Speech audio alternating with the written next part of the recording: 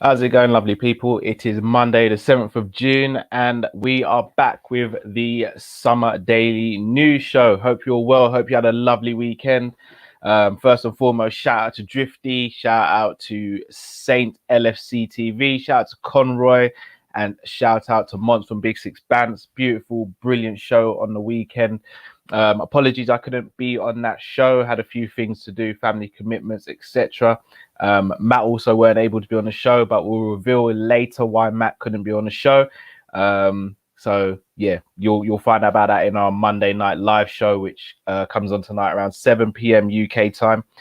So just got a few items of news to get into at the moment. I'm going to start with Patson Daka. So again, on the channel, we've made no secret that neither of us want Patson Daka to join Liverpool. Not because we think he's a rubbish player, just feels as though he's not the level that we should aspire to right now. Patson Daka, well, I can only speak for myself right now.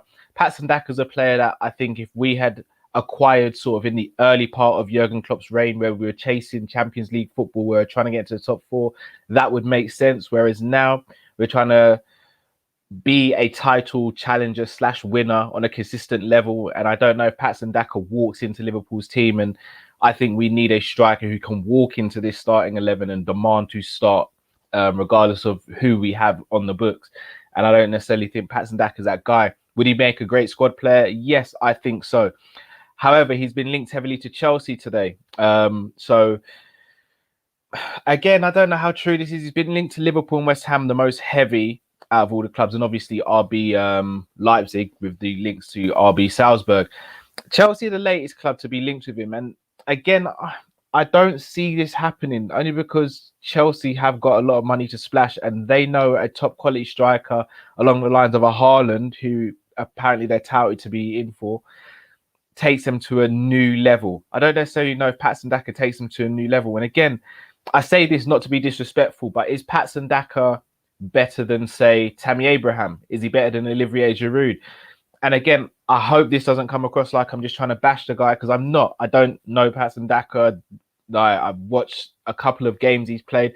I remember watching him in the preseason game he had against us at the beginning of last season, and he took his goals really well. He was lively on the day, played well. But I just don't know if he takes a top four team in the Premier League currently to the next level right now. Again, as a squad player, yes, excellent. Would he do wonders for West Ham? I think potentially yes. And I think West Ham would be a great move for him as well, personally. But again, that's not my decision. That's his decision. That's the decision of his agent, family, etc., and the club moving for him.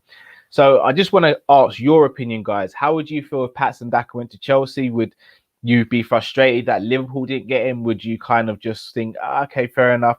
Would you think we should have gone in and tried to get him as a replacement for Origi maybe, and still try and get another quote unquote marquee signing?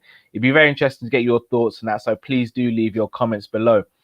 Right. So the next item on the agenda is the situation with Jordan Henderson. So our captain, who played 45 minutes for England, and it seems as though everyone's really peed off about it, especially Roy Keane. So Henderson played, just getting back to full fitness after his injury and having surgery. Obviously, he appeared on the bench for Liverpool in the last game of the season against Crystal Palace. He's gone to the Euros with the England squad. I don't think many people had too many qualms about that, unless you're Gabby Bonlahor and Jamie O'Hara, which again, it's up to them what they want to do. I have my opinions on it, and I personally think if it was, I mean, let's be honest. We've seen Rooney go to World Cups and Euros where he's not been fully fit, and no one said these same things about Rooney.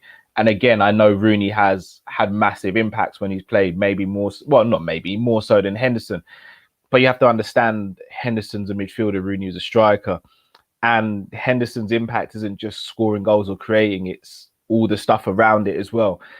And when you have a manager like Southgate, who in my opinion isn't a great leader because he hasn't built up that over the course of his career, having someone like a Henderson there is even more important.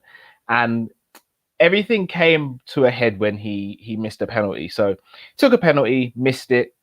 Bear in mind, it's a friendly. I didn't think much would be made of it. However, Roy Keane went on, I wouldn't say a scathing attack, but just spoke about it, saying he's not fit. Why should he be going? Now, I agree that he shouldn't have taken a penalty. He's not a penalty taker. He's never been one at Liverpool. I believe he's only taken one at Liverpool in a competitive game, and he scored it against Arsenal, but it wasn't a great penalty. He's never been the greatest of penalty takers. Apparently, Southgate said that Dominic Calvert-Lewin should have taken a penalty. If Henderson's pulled rank there and taken a penalty when they've discussed who should be taking a penalty already, I do think that's wrong of Henderson. I think he should know better as an experienced captain as well. You don't do that. I remember a few years back, him, Sturridge, and Balotelli had an argument about this in a was it a Champions League game or Europa League game? It was one of the two. But we won a penalty in the last minutes of the game. Henderson said he was going to take it. Then Balotelli came over, took the ball. Sturridge was quite annoyed with Balotelli, saying, "Look, Henderson's pulled rank. He's taking it." Balotelli weren't letting the ball go. Balotelli scores the goal. The rest is history. However, there was a lot of criticism put on Balotelli. Now, at the time, I saw it from two standpoints. I thought, all right, Henderson said he's taking a penalty. He's the captain. You kind of got to do what he says. But at the same time, as much as you want to say about Balotelli, when it comes to taking a penalty, there's fewer players in world football better than Balotelli at taking a penalty. Therefore, in my opinion, Henderson should have just said, you know what, we need to win this game. Forget about me. I'm handing over to the guy who I think is the best penalty taker at the club. Let's get this wrapped up. Boom, boom. We all go home, smile, laugh, and joke. However, that didn't happen. And it seemed as though he's pulled rank here over Dominic Calvert-Lewin, and he's missed the penalty. Now, if he scores the penalty, no one cares. We're not even having this conversation now. But obviously, Twitter's gone crazy. The media world's gone wild on it. And I think this is where the disconnect is between Liverpool fans and England fans, is that it seems as though Liverpool players always get criticised more harshly than other players for silly reasons, in my opinion. If this was a semi-final of the Euros and Henderson did that and pulled rank and missed a penalty, then yes, he deserves all the smoke he's going to get. This is a friendly, a meaningless friendly used to do trial and error tactics and to get players fit. This is nothing is riding on this game. So I genuinely, for the life of me, do not understand why players like Roy Keane, ex-players like Roy Keane, Gabriel Bonahor, Jamie O'Hara, experienced professionals who know the game really well, and they're having a go at someone like Henderson, who's not just done loads for Liverpool, but he's also done a hell of a lot for England. Like, let's not forget what he's been doing behind the scenes since the pandemic started. The online hate stuff that many of us have received, and how he's been an advocate and standing up to all of that. Let's not forget about the Raheem Joe Gomez saga, where he was the one that intervened in that and set things straight. Let's not forget what Henderson does for England. Whether you're an England fan or a Liverpool fan or you're both, let's not forget what Henderson does for Liverpool and what he does for England. Yes, you may talk about and say, oh, you know what, technical ability is not that great. But I ask you genuinely, as a Liverpool fan, as a football fan, name me a midfielder that Henderson should not start above in the deep lying role of England's midfield. And I don't think you can answer. Me personally, I'd like to see England go to a 4-2-3-1, have Rice and Henderson sitting, and then let the rest of the four just do their thing, whoever they may be.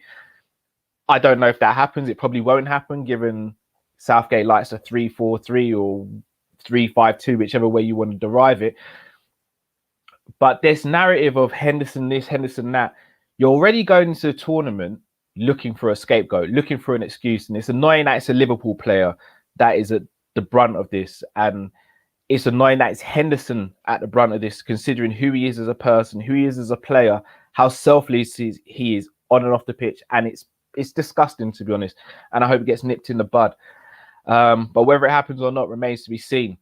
Next item on the agenda is Gini Wijnaldum apparently going to PSG as opposed to Barcelona. Now, this news kind of came out of left field, but as you start to read into it and delve into it a bit more, it makes sense. I mean, before we signed Gini Wijnaldum, he was very, very close to signing for Tottenham. He has a good relationship with Pochettino, who is the current PSG manager. He's available on a free. And again, PSG, Bayern Munich, Barcelona, all these clubs have been in for him. So anyone who's saying that Gini's a rubbish footballer, I mean, do all these other teams and managers have rubbish scouting networks? Are they just stupid because they're offering Gini big money and they're trying to get him to the club? But again, with that being said, him going to PSG, is it a good move for him? Maybe. it helps PSG. It potentially secures them a a greater chance of winning the Champions League because he's a big game player. He's been there, he's experienced it, he knows what to do. I think he starts for PSG if he goes there. I think he starts in that midfield. However you wanna change it around. But I think it's a good move for him. What that means for Barcelona, I don't know. To be honest, I don't care. As I've been quite open in saying, I wouldn't mind seeing Barca go on a little drought now, considering all the shenanigans they've pulled over the last few years. But it'll be interesting to see.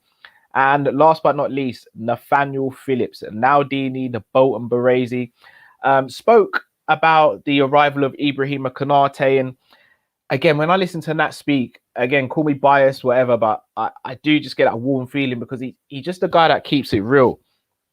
He spoke about how Thiago's helped him settle in, how Thiago was really helpful to him. He's also spoken about how he wants to play for Liverpool, but he also has to take his career into consideration, which is very fair, which basically says to me, I want to be at Liverpool, but if I'm only going to be told I'm going to be fifth choice and get very, very limited game time, then I'm going to have to leave to better my career, which for me makes sense. Now, if I were a club, I would try to hang on to Nat Phillips. I would give him a few guarantees. Obviously, he's not going to be a starter week in, week out. But again, when we hear the word fifth choice, we think, oh, he's only going to get cup games now and again. But when you've got Matip and Gomez, arguably he's not fifth choice. He's going to be third choice, maybe even second choice, because those players do get injured and they will need a lot of rest and recuperation. So again, it's going to be interesting to see how Jurgen handles that. If Nat goes, will the hologram Ben Davies, will he actually get a chance? Will he then become the fifth choice centre back because of the homegrown quota, etc.? So a lot to be seen, a lot to be told.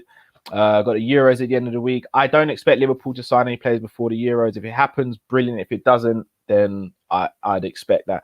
As you can see, guys, it's hot where I am. I'm sweating. I'm baking. So I'm going to wrap up here. Please do smash the like button if you haven't already. Share this. And as I said, we're going to be back later. Me and Drifty really chopping up on some great topics. So if you have any topics that you want us to discuss, do drop a question or comment in the comment section below. Until later, people, stay safe, stay blessed. Thank you for tuning in. And I'm out, people. Take care.